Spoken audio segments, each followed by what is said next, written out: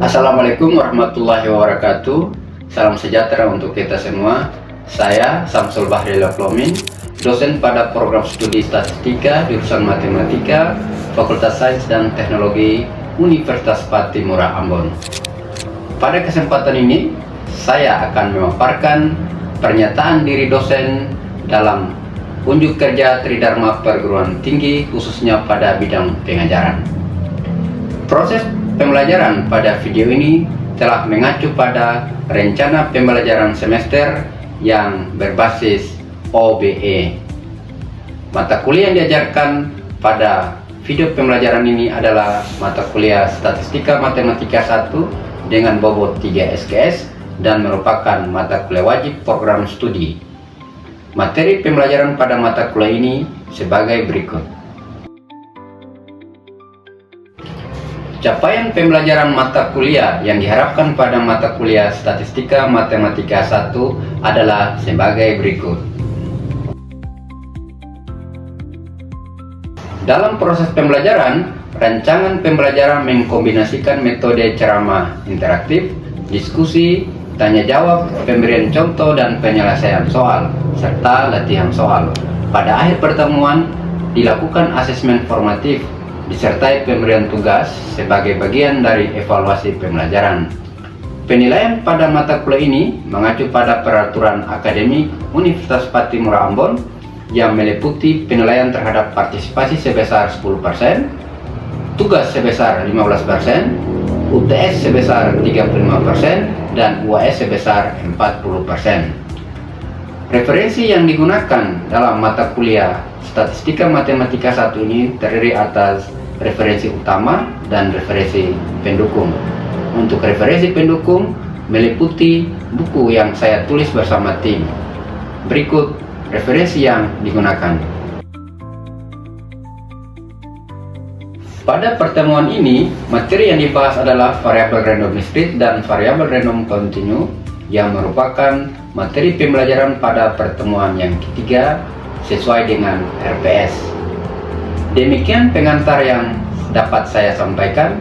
Wassalamualaikum warahmatullahi wabarakatuh. Salam sejahtera untuk kita semua dan selamat menyaksikan.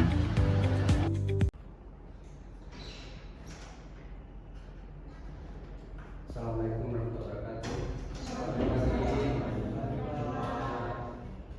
Apa kabar teman? Baik, Pak. Oke, baik. Kita hari ini bertemu lagi pada mata kuliah Statman 1 ya. Sebelum kita mulai perkuliahan, alangkah baiknya salah satu kita adalah doa. Siapa yang bisa? Next ini silakan.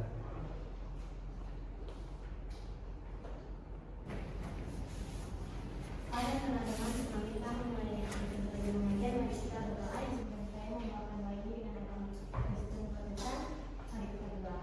Terima kasih ya Tuhan, terima kasih ya Bapak atas penyertaan-Mu. Saat ini kami akan ada dalam mata kuliah Statistika Matematika 1. Tuhan berkati. Terima kasih ya Tuhan, dalam nama kami berdoa. Amin.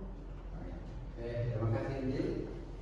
Semoga dengan doa tadi kita semua mengikuti proses dengan baik. Oke, sebelum kita lanjut di perkuliahan hari ini, saya perlu ambil absen. Ya, mata kuliah ini ada 15 orang yang ambil. Biasanya ada beberapa yang tidak hadir. Oke, yang pertama Dwi Astuti Nurhaliza, Lydia, Rizal Aldi, baik. Ya, ada dua ya, Rizal sama Adilia ya. Oke baik, masih sekalian kita punya pertemuan hari ini terkait dengan variabel random discrete dan variabel random continue ya. Minggu lalu kita sudah belajar terkait dengan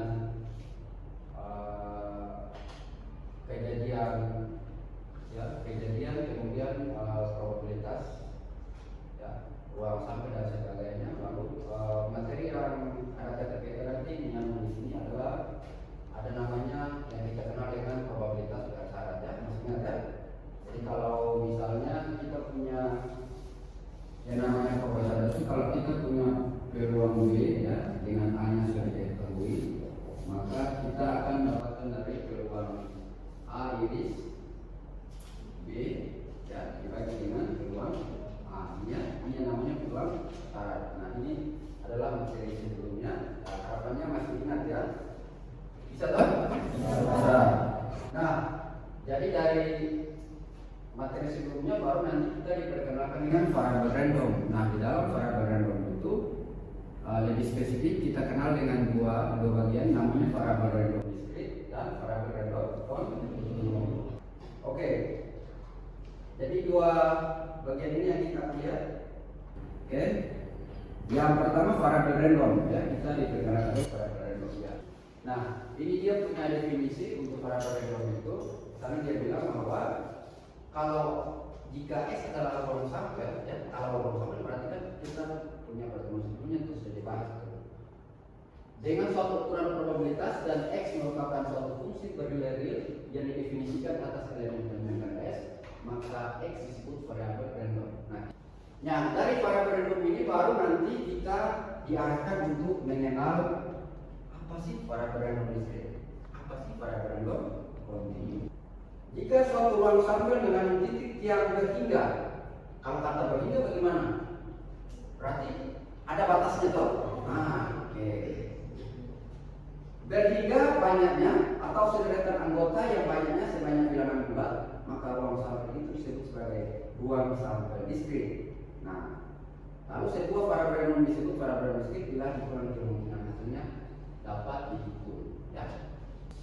Sebuah variabel random dikatakan dia variabel random discrete atau dikatakan nanti ada situs tulis itu sebagai distribusi probabilitas kalau memenuhi dua syarat.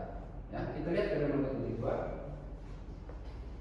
Suatu fungsi dapat disebut sebagai distribusi probabilitas dari variabel random discrete X jika dan hanya jika fx-nya memenuhi syarat-syarat ada satu dan dua. Yang pertama, misalnya dia bilang fx lebih dari sama dengan 0 untuk setiap nilai domainnya.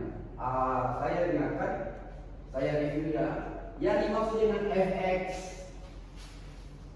lebih dari sama dengan 0 ya. Ini kan bukan saja sama dengan bukan saja lebih dari 0, tetapi ada tanda sama dengan. Otomatis 0 masuk tidak? Masuk. Nah, kalau gitu yang satu masuk tidak? Tidak ya. Karena ini negatif. Yang di sini harusnya adalah non negatif. Syarat kedua, sigma x dari fungsinya harus sama dengan 1. Kita lihat sigma x ya dari fx sama dengan 1. Sebelum kita contoh ada pertanyaan sekarang.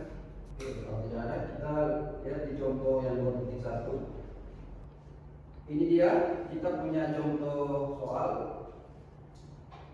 Jadi kalau penyelesaiannya kita bisa lihat tuh. Kalau F0-nya itu yang ada di tabel sebelumnya, kalau F0-nya 1/16, kemudian F1-nya 4/16 ya, atau saya kembali kita bisa cek ya. Kita bisa lihat F0-nya itu 1/16. Kita bisa lihat di bawah sekali yang G ya. Oke, saya. Nah, dari tabel itu lalu diuraikan ya, lalu ditulis F0 sama dengan 1/16, lalu F1 sama dengan ada 4/16. Maksudnya apa? 1/16 untuk yang di F4 itu sebanyak 4 kali, makanya dia 4/16. Karena tidak ada yang negatif ya, tidak ada ya, semuanya positif, maka syarat pertama terpenuhi tidak? Ya, karena syarat pertama tadi itu fx harus lebih dari sama dengan kita jumlahkan 1/16 tambah 4/16 tambah 6/16 tambah 4/16 tambah 1/16, kita dapatkan 1 tambah 4 5 10 ya, berapa semua? 16 ya. Nah, jadi kalau 16 kali 16 sama dengan 1, maka yang bagian kedua terpenuhi. Oke. Ada pertanyaan? Tidak ya. Anak juga ada pertanyaan?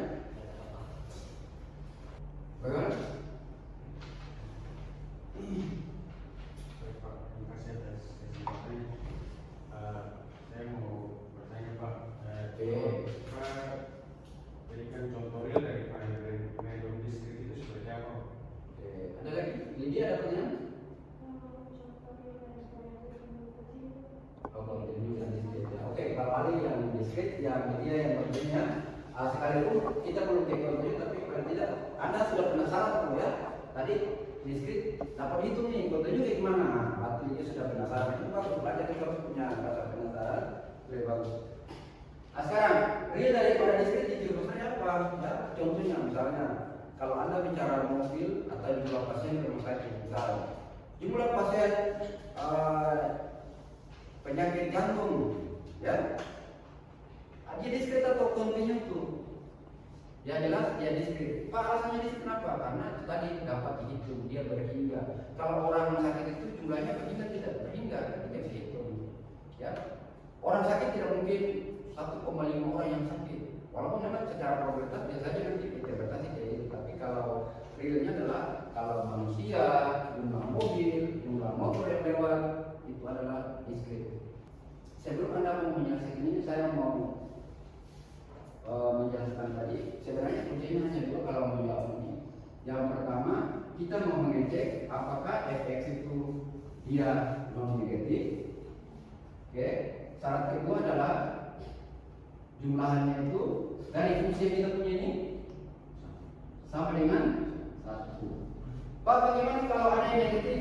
Ya sudah, bukan, atau dia tidak memenuhi distribusi probabilitas.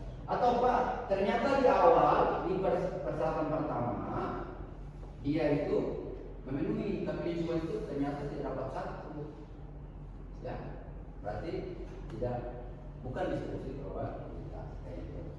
Nah, ada yang bisa menyaksikan ini bukan? Gampang saja ya. Saya rasa gampang karena dia ini sudah diberikan tuh. Ayo 3 orang atau 1 orang silakan. Oke, baik, Anas. Ya, saya bantu sini ya, supaya jadi cepat.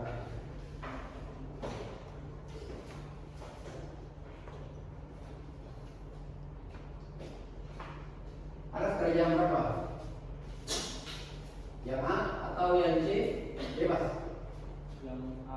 Yang A, oke. Siapa yang mau kerjakan yang B? Ya, ini baik. Oke, 1. Anas bisa sampaikan ke teman-teman apa yang bisa didapatkan dari soal ini? Baik teman-teman, karena soal ini kita mau cek apakah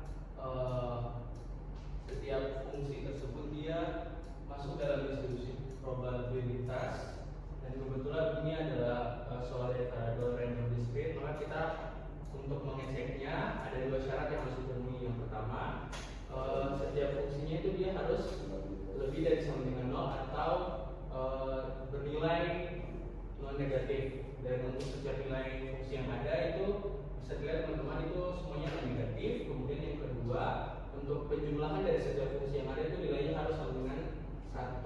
Dan ketika dijumlahkan 0,15, 0,27, 0,29 ditambah 0,29 itu hasilnya sama dengan 1. Jadi dari kedua syarat terpenuhi, sehingga untuk soal yang pertama merupakan fungsi dari distribusi probabilitas. Oke. Ada yang berbeda dengan pilihan Anas? Tidak. Tidak ada ya? Oke, baik. Anas terima kasih banyak.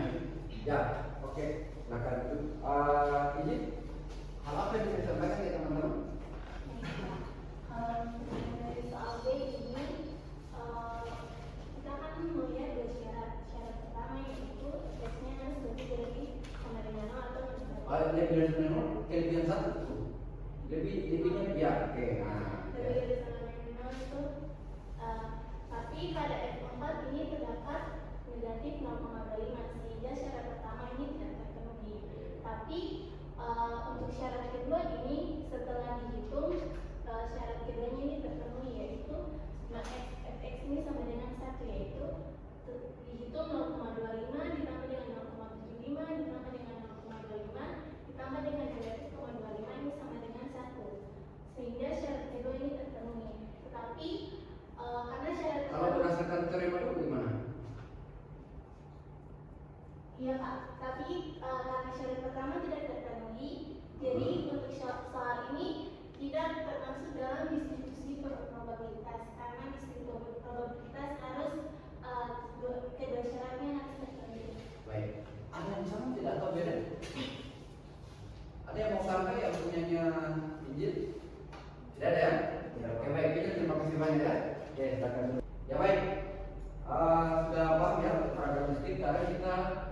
melanjutkan para brand kontinu yang kebetulan tadi seperti tanyakan dia tadi ya. Ada sifatnya sama, artinya dua syarat sama dengan istri. Yang pertama dia harus negatif ya, yang fx sama dengan 0. Bedanya adalah kalau di kontinu itu ada batas atas dan batas bawah, atau batas bawah ini sehingga sampai hingga kayak ini. Pak, kenapa begitu? Karena pendekatannya dalam bentuk integral. Integral N itu ada batas bawah dan batas atas. Nah itu. Makanya ada batas. Yang kedua, syarat kedua, dengan batas yang kita punya di awal, dia harus memenuhi kita punya integral dari fx, dx, dx ya, ada integral ada dx sama dengan 1. Nah, ini kita punya salah satu contoh ya. Kalau saya punya fx-nya adalah fungsinya k kali eksponensial pangkat minus 3x, di mana x-nya positif ya, jadi 0. Dan dia akan bernilai 0 untuk x yang kurang atau sama dengan 0. Jadi itu adalah fungsi itu fungsi yang pertama k kali pangkat minus 3x dan kedua adalah 0. Jelas? Dari proses itu ketika kita menyelesaikan dengan batas yang ada, karena batasnya itu kan dibilang x lebih dari 0, berarti mulai dari 0 dan 3, batasnya 3. Karena di bawah sudah dibatasi kalau dia kurang sama dengan 0, kalau x-nya kurang sama dengan 0, berarti nilainya 0. Maka batasnya adalah 3. Sehingga kalau batasnya 3, kita proses, lalu pada akhirnya kita akan mendapatkan nilai k dengan pendekatan ini itu. Kita dapatkan k per 3. Oke, bisa ya? Ya, silakan. Di untuk variasi negara ini Pak, densitas fungsi densitas apakah ini sama harus negatif juga? Ya, oke, baik, pertanyaan bagus. Apakah harus pertama non negatif? Ya, karena kita punya teorema yang tadi, Gil dan kawan-kawan. Teorema yang tadi dia bilang bahwa yang syarat pertama dia bilang bahwa fx harus lebih dari sama dengan 0. Artinya apa? Artinya kalau dia ada yang negatif, ya berarti tidak memenuhi syarat dong. Tapi Pak, bagaimana kalau di situ dibilang integralnya ada bintang hingga? Mungkin dia merasa bahwa Pak, tapi kan di situ x-nya kok ada bintang hingga? Kalau min 3 kan bisa saja min 1, min 2 gitu. Yang dimaksud dengan fx itu berarti artinya nilai yang ada di dalam ya kayak gini. Hasil dari sini harus positif. Jadi ketika kita punya nilai yang ada dalam sini, kita substitusi sama fungsi, dia harus positif. Sehingga fx harus positif untuk semua. Positif itu yang dimaksudkan non negatif ya. Dia positif dan sekaligus nolnya. Ya, maka istilahnya non negatif. Jadi di matematika kita kenal ada bilangan positif, non negatif, ya. Ada bilangan positif dan bilangan negatif. Ada 4 itu. Jadi perlu dibedakan tuh non negatif. Ada orang bilang apa kalau negatif berarti otomatis positif dong? Bukan otomatis. Sudah positif dan perlu ada 0.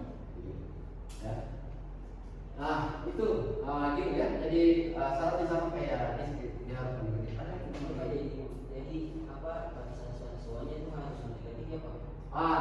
Tidak. Jadi batas atas dan batas bawah yang di sini yang dimaksud dengan min itu artinya dalam integral kan konsep umumnya kan harus ada batas bawah dan batas atas.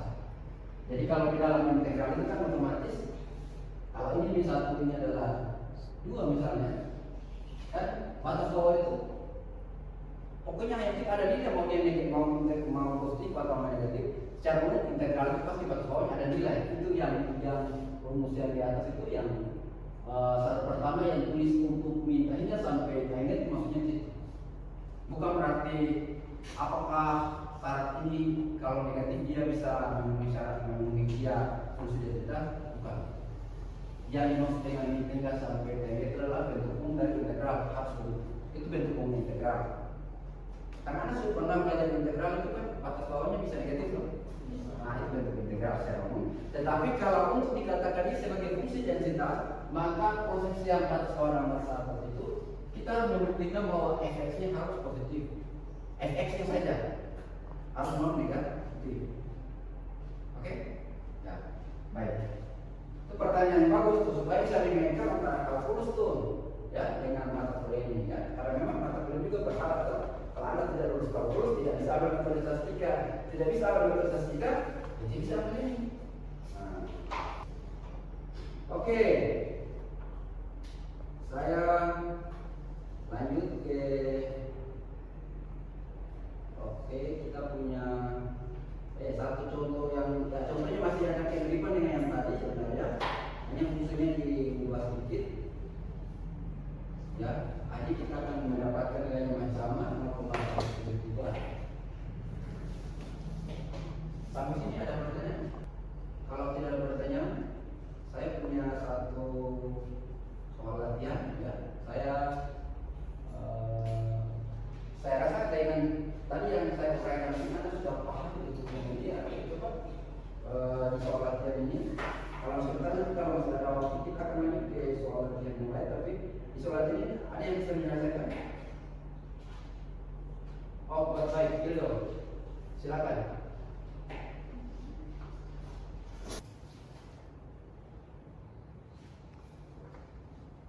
Oke, dapat satu ya. Coba dijelaskan ke teman-teman hal apa yang bisa Gil berbagi dengan teman-teman supaya yang lain juga bisa mengecek. Teman-teman di sini ada soal untuk mencari fungsi densitas dari variabel diskrit. Di sini ada dia punya fungsi itu ekspresi dengan 1/8 dia tambah 1 yang dimana dia punya batas bawahnya itu 2 dan batas atasnya 4. Yang mana di sini untuk syarat pertama itu dia terpenuhi. Yang kedua itu pertama mencari dia punya nilai fungsi V terhadap Y dengan dikali 1/8 Y tambah 1 dengan batas atasnya 4 batas bawahnya 2. Jadi teman-teman di sini merupakan integral tak tentu, makanya dia punya hasilnya itu Tak tentu apa tentu? tak tentu Pak. Tak tentu kenapa? Ada nilainya kan? Iya Pak. Kalau ada nilainya itu tentu. Pokoknya kalau ada batas itu disebut tentu. Baik Pak, maaf. Baik. Dari sini langsung kita integralkan saja, di mana di sini saya punya cara pengerjaannya itu lebih memudahkan. Saya mengeluarkan nilai pecahan. Setelah itu baru saya integralkan Y tambah 1. Kenapa integralnya dapat Y? Dapat Y kuadrat kalau dikarenakan di sini kita mengintegralkan terhadap Y, makanya di sini hasilnya itu 1/8 Y pangkat 2 per 2 ditambah Y. Karena di sini tidak satu Y, karena di sini kan tidak ada variabel, tidak ada konstantanya, makanya di sini kalau tidak ada konstantanya Pak. Bukan, Tidak ada variabelnya Pak di satu per, makanya di sini maksudnya Y. Maka saat itu langsung saya turunkan saja 1/8. Kita masuk batas atasnya 4, batasnya 2. Kenapa harus batas 4? Karena di sini ada F, dia punya rumus FB kurang FA. Setelah itu langsung masuk saja 4 pangkat 2 per 2 tambah 4 dikurangi 2 pangkat 2 per 2 tambah 2. Di sini langsung saya sederhanakan saja 4 pangkat 2 16 per 2 8 tambah 4 dikurangi 2 pangkat 2 4 per 2 ditambah 2 4. Makanya di sini 1/8 8 tambah 4 dikurangi 4, 8 tambah 4 12, jadi 1/8 12 per 4 sama dengan 8. Maka 1/8 8 kali 1/8 8 sama dengan 1. Maka untuk fungsi densitas ini terpenuhi, makanya soal ini disebut variabel.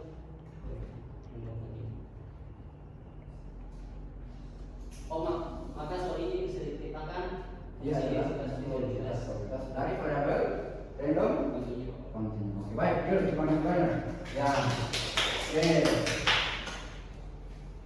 Untuk pertemuan 3 saya rasa dua hal konsep pasar tadi dan domestik dan ini sudah bisa diselesaikan. Lalu ini 11 ini nanti bisa dimudahkan, ini bisa akses kalau ada petunjuknya. Lalu kapan dikumpul semua sudah ada di situ. Nanti sama-sama Anda lihat tugasnya mandiri ya, mandiri. Lalu Anda mengikuti tahapan yang ada di situ, diselesaikan. Lalu nanti upload di Google Drive yang sudah disediakan. Lalu berikutnya untuk materi minggu depan sebagai informasi supaya Anda lebih mempersiapkan. Karena tadi kita belajar tentang parameter diskrit dan kontinu. Lalu minggu depan ya, kita bayar terkait dengan distribusi probabilitas bersama. Tadi itu kan selain variabel distrik dan kontinu itu kita sudah membuktikan bahwa kapan sih dinamakan sebagai distribusi probabilitas, kapan sih dinamakan sebagai fungsi densitas probabilitas untuk yang tunggal. Nah minggu depan kita untuk yang bersama. Oh bersama dari mana? Ada variabel x dan y. Tadi itu kalau x saja, y saja. Kalau pertemuan yang minggu keempat kita akan berkaitan dengan x dan y secara bersama. Bisa ya? Nah, pendekatannya kayak gimana? Kalau untuk yang diskret tentang sigma, tapi sigmanya nanti kayak gimana? Nanti minggu depan. Kontinu, pendekatannya apa tadi? Wahyu?